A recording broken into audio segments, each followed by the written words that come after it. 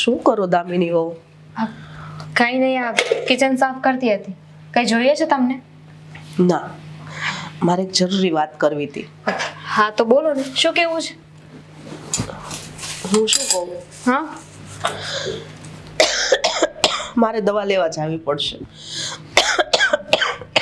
હા તો લઈ આવીએ ને, એમાં શું થઈ ગયું? એક કામ કરો, હું ગાડીની ચાવી લઈને આવું, પછી આપણે બંને જઈએ. એમ તો વાંધો નથી, પણ હું જઈ આવીશ. એક બીજી વાતે હતી. શું વાત હતી? આજ પહેલા તો ક્યારે એટલા અચકાયા નથી તમે. જે પણ હોય તમે કહી જ દો છો ને, તો અત્યારે એવી શું વાત છે? દામિની, આ નેહાબેન છે ને બાજુવાળા, એ આવ્યા હતા. તો એ મને એવું કહેતા હતા કે એક છોકરો રોજે બાજુવાળા બે ઘર નથી ત્યાં ઘરના કામ કરવા આવે, 15-16 વર્ષનો હશે. એટલે એમ કે મેં એને હું રોજ જોઉં છું કે હું ભોળો ને ડાયો છે. તો એ કે મતલબ અનાથ છે ને કોઈ મા બાપ પરિવાર કોઈ નથી. તો એનું કહેવાનું એવું હતું કે હર્ષાબેન, તમે જો એ છોકરાને અપનાવો, એટલે કે તમારા ઘરમાં આશરો આપો, તો એ છોકરાને એમ કે પરિવાર મળી જાય એમ. મમ્મી, નેહાબેને એવું કીધું કે હું મારા ઘરે લઈ જાત, હું રાખવા તૈયાર છું, પણ મારા સાસુ મારું ન હાલવા દે ને એમ. પણ મમ્મી, આપણે એ છોકરાને ઓળખતા નથી, આપણને કઈ ખબર નથી, કોઈ ડિટેલ નથી. અને આવી રીતે અચાનક કોઈને ઘરમાં લઈ આવવા કે પછી એને આપણા ઘરમાં આશરો આપવો, કેવું લાગશે? મેં એ જ કીધું નેહાબેનને કે મારે એવી રીતે હા ન પડાય, મારા છોકરાને મારી વહુને મારે વાત કરવી પડે. પણ નેહા એક બીજી વાત કરીને તો મને એના પર વિચાર આવે છે. શું?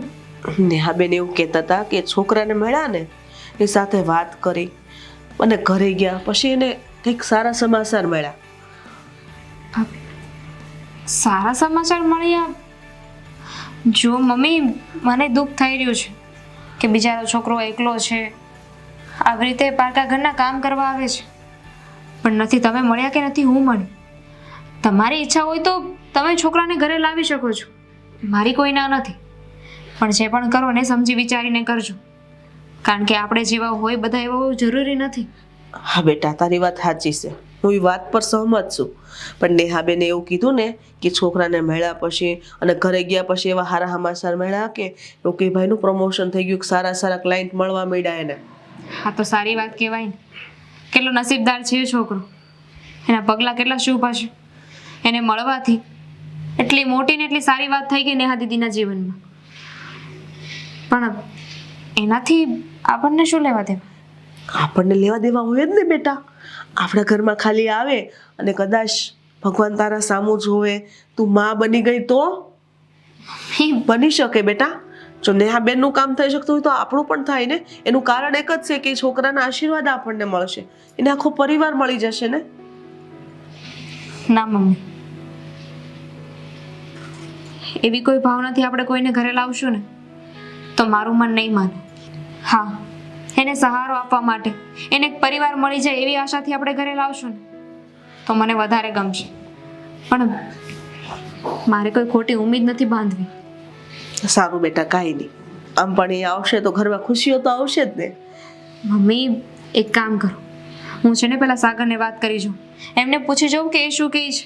હા તો વાંધો નહીં, હું પણ આવીશ તારે યાર. સાગરને આપણે બે મળીને વાત કરશું. સારું. પાક્કું. હા.